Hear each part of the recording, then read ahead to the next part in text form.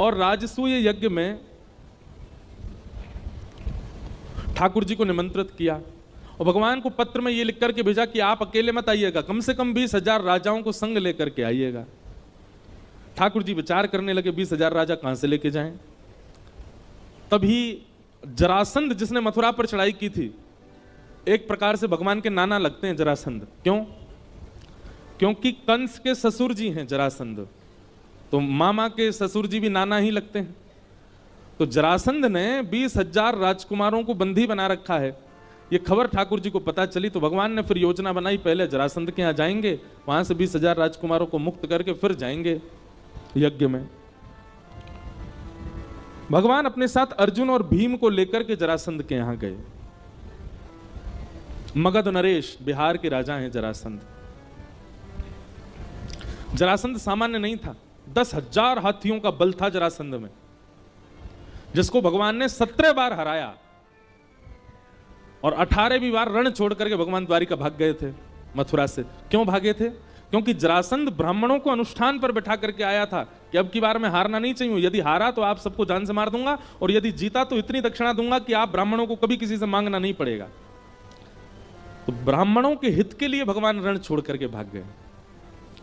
आज भगवान पुनः जरासंध के यहां जा रहे हैं, रूप बदल करके गए, भेष बदल करके गए, अर्जुन, भीम और भगवान।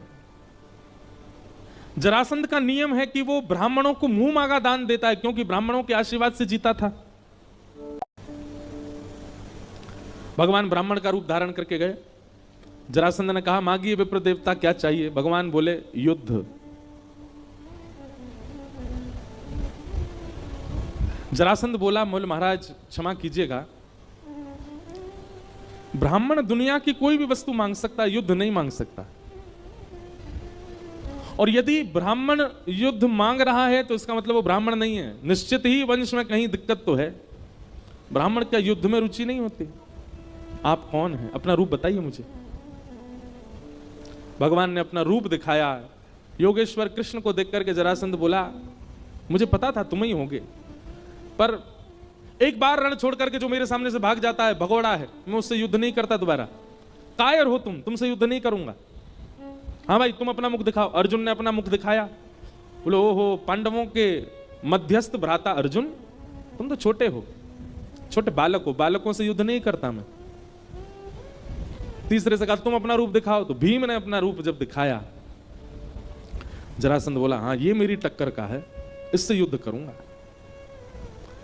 सूर्य उदय होते ही आप तीनों मेरे शत्रु हैं, और विशेष रूप से ये मेरा शत्रु है भीम, और सूर्यास्त होते ही आप तीनों मेरे मेहमान हैं।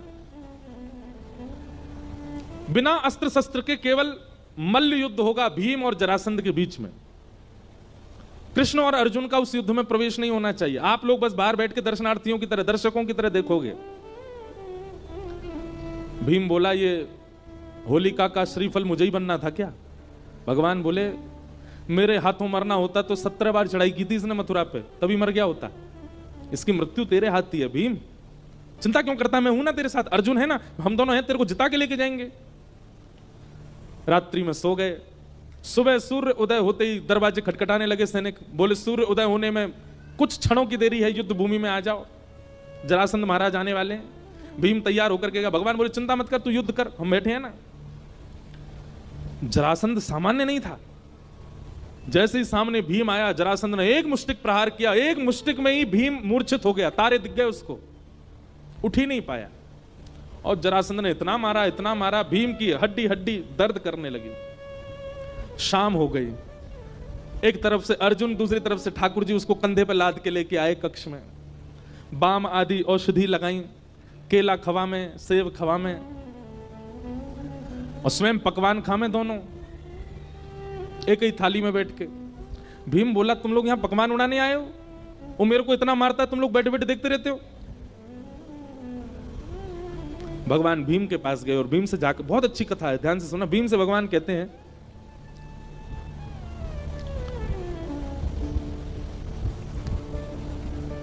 भीम तुम युद्ध करने जाते हो, एक बार भी मेरी ओर नहीं देखते, एक बार तो देखा करो। क्या पता मैं कुछ संकेत बता दूं? अब मेरा तो युद्ध भूमि में प्रवेश नहीं है ना, मैं तो बाहर ही बैठूंगा, मेरी ओर देखा तो करो कभी कभी। भीम बोला ठीक है देखूंगा। अब इसका आध्यात्मिक अर्थ क्या है?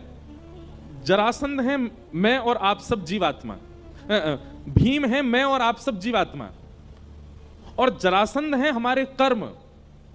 हम सूर्य उदय होते ही अपने कर्मों से युद्ध प्रारंभ कर देते हैं, हम सबका युद्ध चालू हो जाता है सूर्य उदय होते ही। रात्रि में हम सब लोग विश्राम में रहते हैं, पर हम जैसे लोगों के रात में भी चलते रहते हैं युद्ध, पर एक सामान्य रूप से रात्रि में सब विश्राम में जाते हैं। रात्रि कोई किसी को तंग नहीं करता, कोई कार्य बिगड़ भी जाता है तो हम लोग कहते हैं अभी सो जाओ, सुबह देखते हैं उठ के। हमारा युद्ध ही सूर्योदय के साथ प्रारंभ हो जाता है, संसार के साथ। भगवान कहते हैं इस बीच में कभी कभी मेरी ओर देख लिया करो, मेरी ओर दृष्टि डाल लिया करो। भोपाल में 365 दिन रहिए, लेकिन 7 दिन के लिए यदि कोई ब्रजवासी कथा सुनाने आया है तो आके सुन लिया कीजिए, कोई बुराई नहीं है। समझ में 10 कोई आई है, ताली सबने बजाई है। अब क्या फायदा, अब तो कथा पूरी होने वाली है, अब तो प्रतीक्षा करो 2 साल बाद आएंगे भोपाल।